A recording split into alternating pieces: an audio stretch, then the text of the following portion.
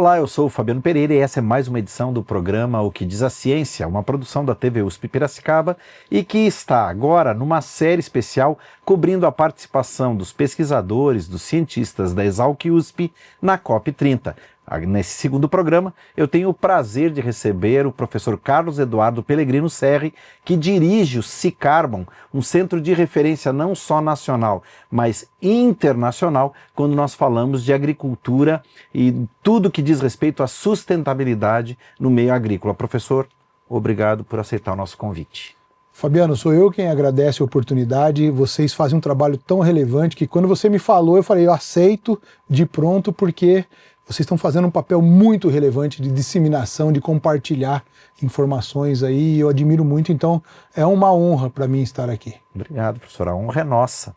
E eu quero primeiro começar parabenizando o senhor pela participação na COP, eu sei que ela foi bem abrangente, tanto do senhor quanto do Cicarbon, né, que o senhor estava lá representando, mas eu queria começar, antes de falarmos mais diretamente das atividades do Cicarbon, né, do senhor lá, pedir para o senhor, enquanto cientista, para nos fazer uma avaliação, a sua leitura da COP30. A gente, assim, a nível nacional, né? Ouvimos muita coisa, algumas avaliações mais positivas, outras mais negativas, alguns olhares mais pessimistas, outros com mais esperança, mas algumas questões são fato. Por exemplo, a ausência de diversos chefes de Estado, os desafios que a própria sede impôs por causa da sua localização geográfica. Professor, para o senhor, enquanto cientista que esteve efetivamente participando da COP30, qual é a sua avaliação? Olha, Fabiano, enquanto cientista, eu tenho até uma visão um pouco, diria, realista / otimista. Por quê? Eu participei já de 5 COPs, essa foi a 6ª. Eu não me lembro, nas COPs anteriores, da ciência ter sido chamada, convidada pela presidência da COP para auxiliar em documento. Então, isso foi um aspecto que eu considero positivo, relevante. Então, o presidente da COP, o Corrêa do Lago, chamou os pesquisadores, chamou a academia para redigir um documento que fosse apresentado lá nos painéis, dos quais alguns eu tive a oportunidade de participar nas negociações pelo Itamaraty. Então, isso foi um aspecto relevante. Então, separo minha resposta em 2. Enquanto cientista teve esse aspecto relevante, não sei se eles vão usar aquilo que foi sugerido, aquilo que foi recomendado pela ciência, mas enquanto cidadão, eu tenho uma visão realista / pessimista. E eu vou justificar essa minha resposta, e não são contraditórias, como alguém pode imaginar. Mas você é otimista ou pessimista? Enquanto cidadão, eu fiquei triste. Por quê? Porque não houve decisões relevantes, no meu ponto de vista, para os principais aspectos relacionados à questão de redução de emissão de gases. Então vejam, nós sabemos hoje que pelo menos 75% das emissões globais de gases do efeito estufa vem da queima de combustível fóssil. E essa temática não foi incluída no documento final. Ou seja, aquilo que é maior fonte de emissão... Não que não tenha sido debatido, né, professor? Foi debatido, mas foi uma COP diferente das demais, primeiro porque a participação das delegações não foi tão forte. Mas as delegações que vieram, eu não lembro delas terem se pronunciado tão explicitamente como fizeram nesta vez.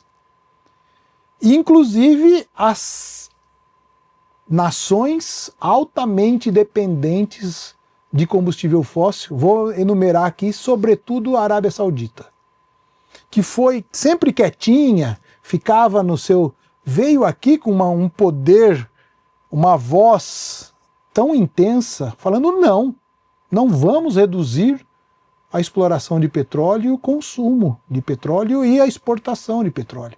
Consumo não são só eles, são os outros que... E assim como a Arábia Saudita, outras pequenas nações, Emirados Árabes e tal, que estavam num direcionamento, fala, puxa, realmente, né, a gente causou um problema e agora estamos mudando a nossa matriz energética. Parece que ficaram encorajados em não aceitar o que a gente chama de roadmap, que eu traduziria como o mapa do caminho de aos poucos, e ninguém propôs uma ruptura abrupta. Ela deveria ocorrer, mas ninguém é louco de propor isso. Então esse roadmap, esse caminho, esse mapa do caminho, ele estava indicando uma progressiva redução do uso de combustível fóssil e, consequentemente, se são 75% das emissões globais, uma redução das emissões. Só que o entrave por essas nações foi muito forte. E várias as nações do mundo que são dependentes do combustível fóssil ou ficaram caladas, quem cala consente, ou não foram ativamente favoráveis a essa redução. O Brasil, nesse caso, é um exemplo de sucesso, é um exemplo de orgulho, que tem uma matriz muito mais limpa do que a média global. Então nós temos os biocombustíveis, seja ele de etanol, de cana-de-açúcar, biodiesel, seja de soja, de palma, de canola, de sebo animal. Então nós somos exemplos de biocombustíveis e de energias alternativas, fotovoltaica, né? Painel solar, eólica e tal.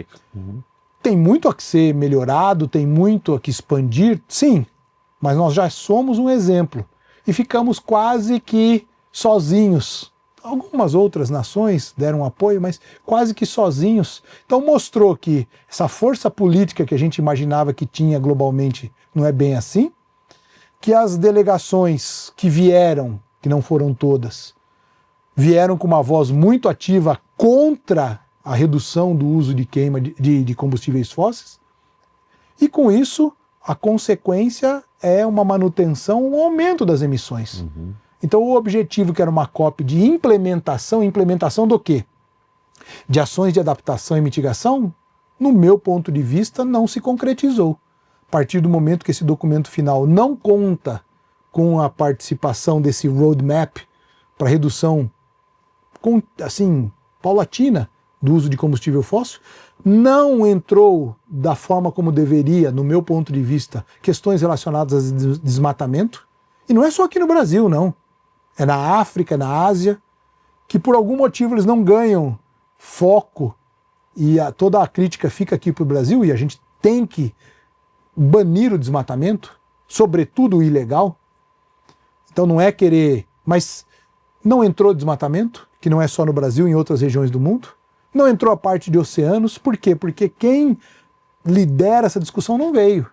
Então ficou enfraquecida. Então veja, são pontos hiper relevantes que no documento final não aparecem.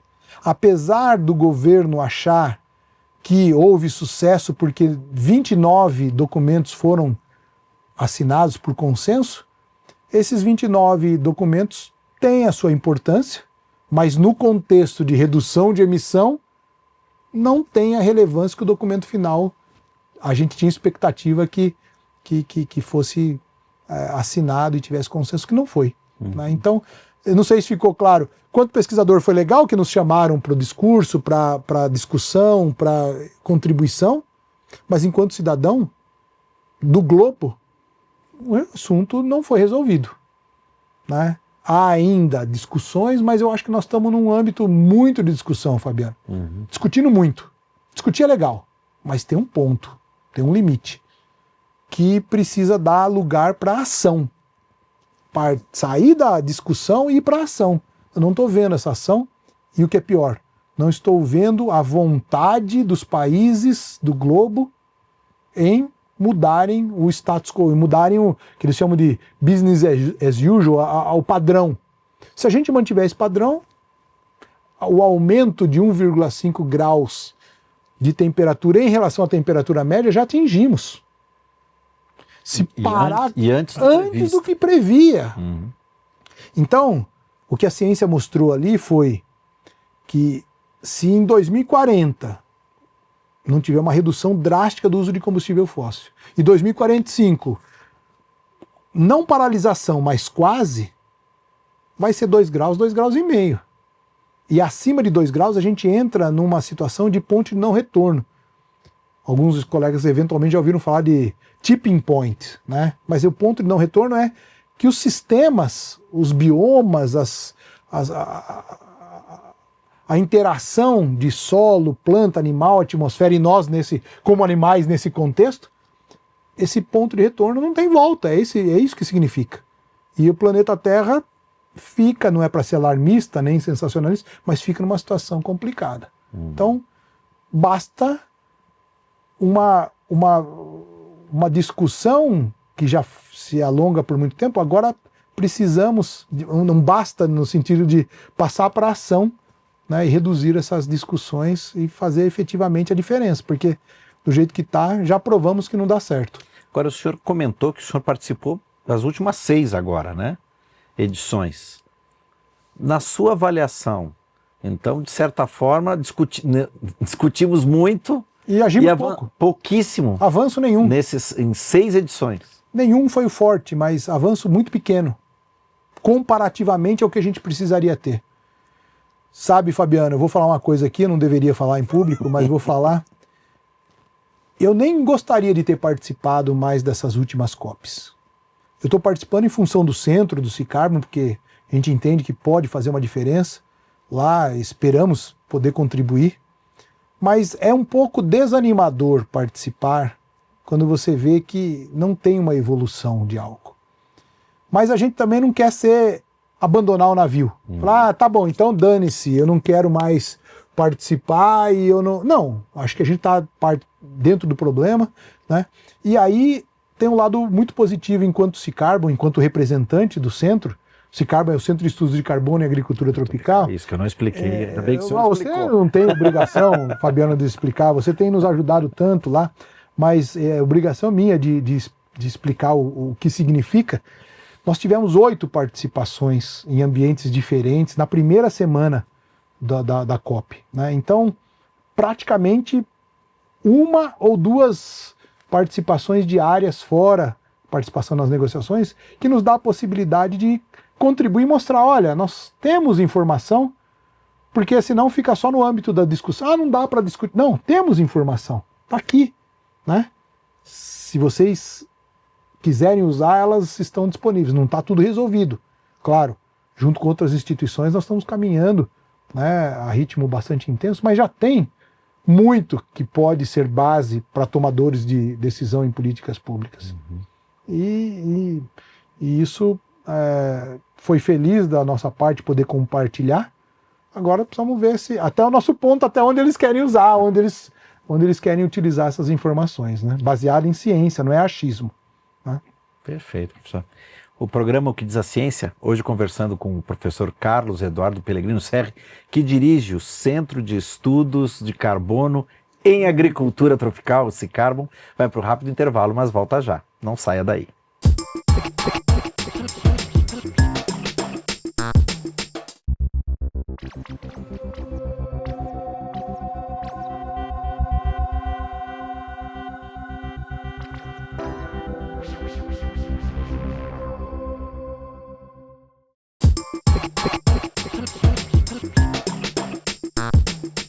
Estamos de volta com o programa O que diz a Ciência, dentro dessa série especial sobre a participação da Exalc USP na COP30, hoje conversando com o professor Carlos Eduardo Pellegrino Serri, que dirige o Cicarbon, que é o Centro de Estudos de Carbono em Agricultura Tropical.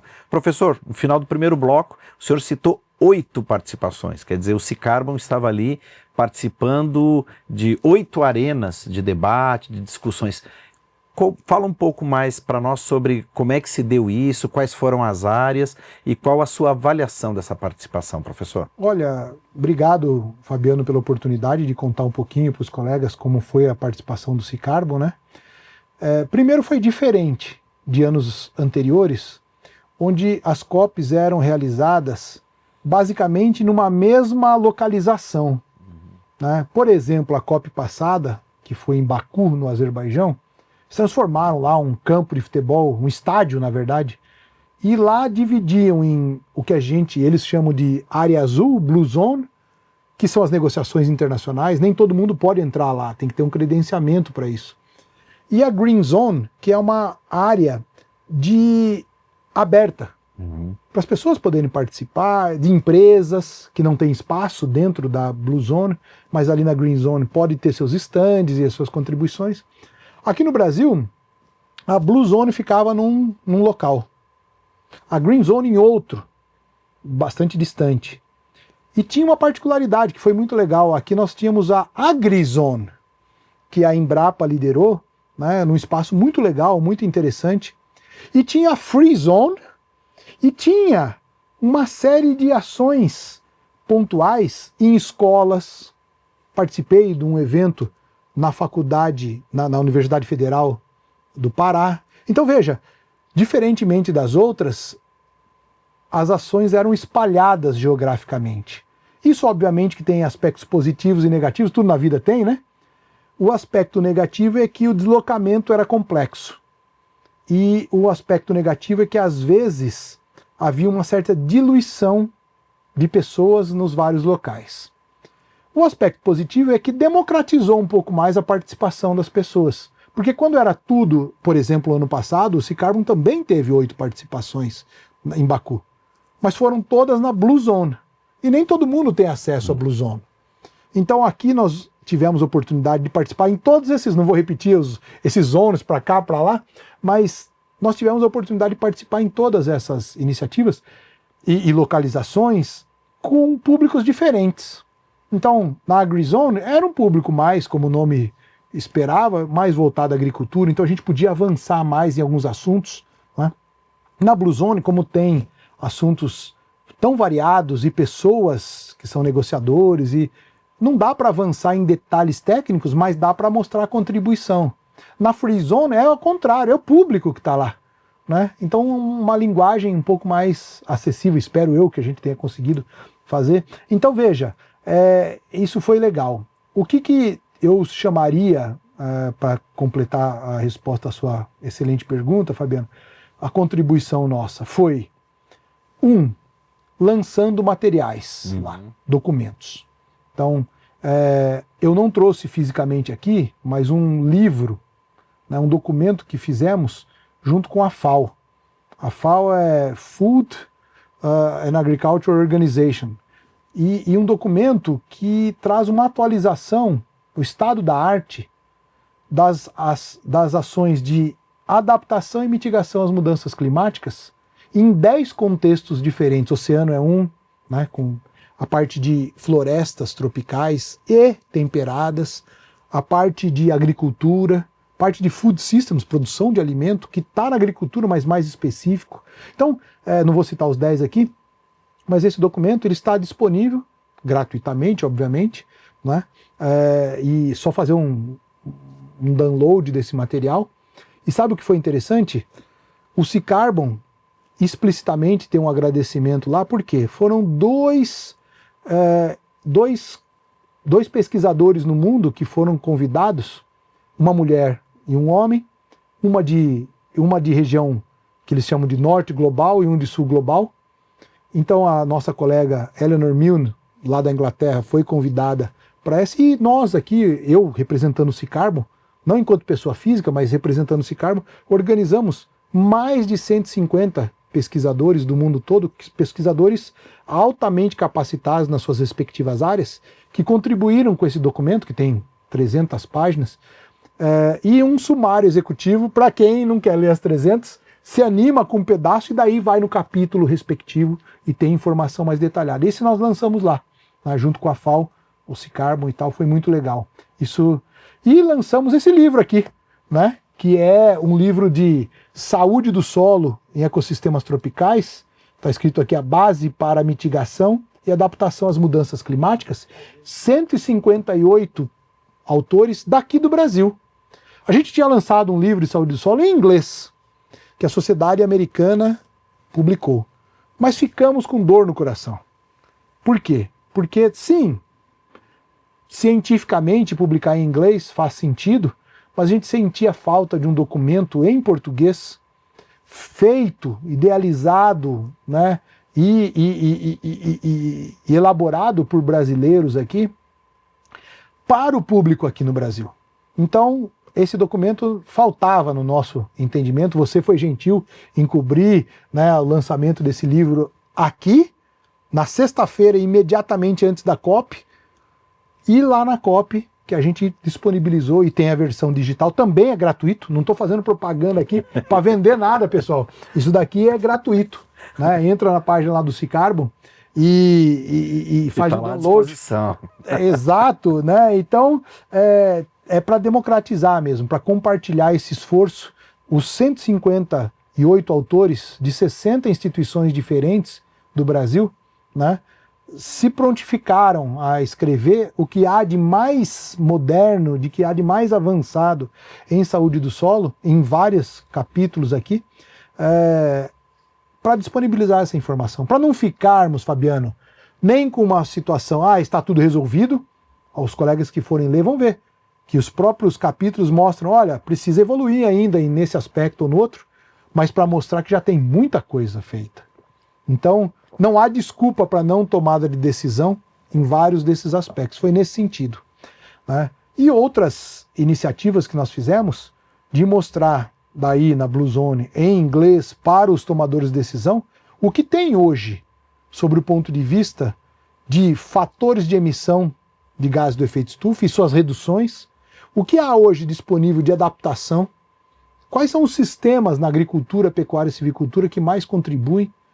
Muitas vezes sistemas integrados, agricultura, lavoura, pecuária, floresta, sistemas agroflorestais, mas práticas também, como o Brasil que está comemorando 54 anos de adoção de sistema plantio direto, que tem a sua contribuição. 2 semanas antes de eu ir para a COP, eu estava na FAO em Roma. E é um orgulho enquanto brasileiros, o único país que ganhou 2 homenagens, 2 menções da FAO, o único país foi o Brasil, com o sistema plantio direto e um kit de saúde do solo que o professor Maurício Querubim do Cicarbon idealizou junto com a Bruna, uma estudante dele, e que ganhou destaque lá, prêmio. Então veja, olha quanta coisa relevante a gente tem, né, para contribuir, para mostrar. Então foi nesse contexto a participação do Cicarbon. Foram 8 palestras diferentes, 8 apresentações diferentes. Num período de quantos dias, professor? Numa semana. Uma semana. Né? E que atingiu públicos diferentes. Então isso foi muito legal. Isso foi, para a gente do Cicarbon, foi o aspecto mais positivo que a gente viu na COP, né, sobre o ponto de vista de interação com públicos variados e era muito gratificante. Eu falei hoje, nós tivemos uma reunião do comitê gestor do Cicarbon, brinquei com o pessoal, estou um pouco emotivo porque a gente ia chegar e falar, os colegas conheciam o Cicarbon. Então veja, isso é um esforço conjunto do grupo de mais de 70 pesquisadores, 220 bolsistas liderados lá na disseminação pelo professor Tiago, na inovação pelo professor Pedro e na pesquisa pelo professor Maurício, que a gente tem a honra de, junto com esse grupo aí, poder entender que estamos fazendo uma diferença, que tem muito ainda para ser feito, mas que estamos fazendo, isso dá mais ânimo, né? Para a gente, quem sabe, expandir mais e mais essa contribuição. Agora interessante essa informação, né, que vem do senhor. Então, na verdade, a ciência ali representada, né, por pesquisadores, cientistas como o senhor, no âmbito da Blue Zone, ela estava ali na condição de assessora. Então, assessorava com informações os tomadores de decisão. Quer dizer, ninguém pode justificar ignorância. Não. Nos direcionamentos finais que foram dados. Exatamente, Fabiano. Mas tem um detalhe nessa história, que em algumas ocasiões o grupo de pesquisadores que dão apoio aos tomadores de decisão, nós não somos diplomatas, nós não somos ministros, quem toma as decisões são eles. A gente dá, como você bem falou, uma assessoria para que as decisões sejam pautadas em ciência. Mas, infelizmente, algumas decisões da ciência falam, olha, tomador ou tomadora de decisão, é A que a ciência está propondo. Mas, infelizmente, algumas vezes essas pessoas optam por B. E depois até nos chamam para conter o impacto dessas decisões. E aí não é ser indisciplinado, mas eu falo, eu não tenho contribuição para dar, para conter os impactos, os desdobramentos negativos. Porque nós ficamos tanto tempo aqui discutindo e propusemos A, que quando o senhor ou a senhora toma a decisão B, deve ter uma lógica por trás disso e a gente respeita, mas tem que agora aguentar o rojão. Porque o problema é que todo mundo tem que aguentar o rojão junto. Como é que a gente vai justificar uma coisa que a gente não propôs porque não acredita?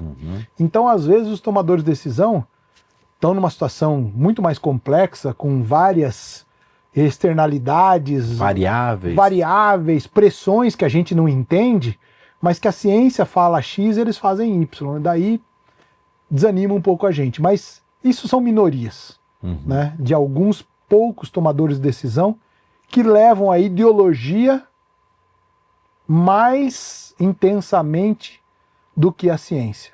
E aí há um conflito, né, mas, em geral, o que a ciência sugere é proposto como... Né? E a ciência também, ela vai evoluindo, né, Fabiano? Não é a verdade absoluta agora. Isso não é para tirar a responsabilidade, aumenta a responsabilidade. Esse livro traz o que tem hoje de conhecimento. Talvez daqui 5 anos a gente vai chegar a reescrever algum capítulo e falar, olha, hoje tem um conhecimento mais aprofundado, mais, né, e é assim que funciona, né? A gente toma as decisões e sugere aquilo que tem de mais moderno, mais com menos incerteza, mais acurácia daquilo que a gente conhece hoje. Né? E isso vai evoluindo com o tempo. Professor, para a gente encerrar, mas eu não posso deixar de fazer essa pergunta. Tomando como base, né, o que o senhor viveu na COP30 e a soma daquilo que o senhor viveu nessas últimas 6 edições, quais são as suas expectativas, né, como pesquisador, como alguém que dirige um centro da importância que o SeaCarbon tem, para a Turquia e Etiópia, as 2 próximas edições? Para a Turquia, nós já fomos, enquanto SeaCarbon, contactados para participar, e eu acho que é uma obrigação nossa participar, e nesse ano que tem, nós já temos em mente uma série de contribuições adicionais, né? Isso aqui é de solo, mas qual a contribuição que o SeaCarbon pode dar sobre o ponto de vista animal?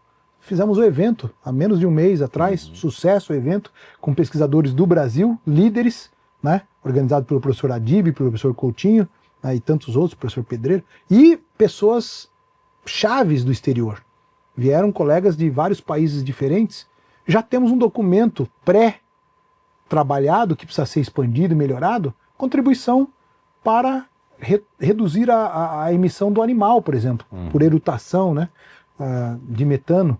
Então, planta. Como a gente pode fazer com que essas plantas, o Brasil tem que aumentar em 20%, o globo tem que aumentar em 20% a produção de alimento, o Brasil em 40%, para compensar países que não estão produzindo alimento. Como fazer isso? É uma outra contribuição do SeaCarbon. Por isso a presença na FAO, a semana posterior no IPCC e depois a maratona, né? E depois lá na COP, nesses painéis globais, internacionais, que a gente está tentando mostrar, né, o que pode ser feito. Então nós temos uma expectativa bastante grande de contribuir com informações adicionais, né? E eu tenho uma expectativa enquanto ser humano vivente aqui nesse planeta, de que a gente, os nossos governantes, os nossos tomadores de decisão, não só aqui no Brasil, mas no nível global, reflitam um pouco sobre o que não fizemos e poderíamos ter feito nessas últimas COPs. Sobre o ponto de vista de assertividade, tomar decisão e coragem de avançar em tomadas de mudança de rota, de ajuste de rota. Porque a rota que nós estamos adotando já está claramente mostrando que não dá certo. Então você vai continuar fazendo aquilo que não dá certo? Então essa é a minha expectativa, que vai além de pesquisador, além de SeaCarbon, enquanto ser humano, tentar, enquanto centro, ajudar que esses tomadores de decisão fiquem confortáveis e tomem a decisão que precisa ser tomada. porque no ritmo que estamos não está muito legal.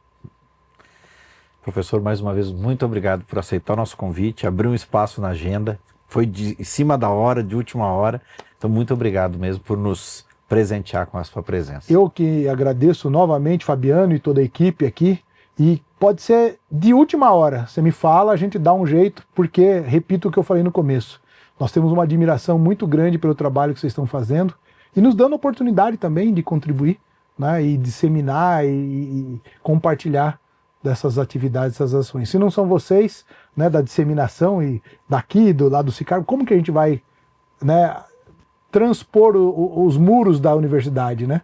Então é graças a vocês. Eu, sempre que chamado, estarei aqui. Perfeito. Muito obrigado, professor. Tá bom. Eu conversei com o professor e pesquisador Carlos Eduardo Pellegrino Serri, que dirige o Sicarbon, o Centro de Estudos de Carbono em Agricultura Tropical, aqui da Exalc-USP. Agradeço também a você que nos acompanhou em mais essa edição, lembrando que a sua participação é muito importante para nós. Então envie suas dúvidas, críticas, sugestões, comentários através dos nossos perfis nas redes sociais, porque eles são sempre muito bem-vindos. Nós nos encontramos na próxima edição. Um abraço e até lá. Tchau!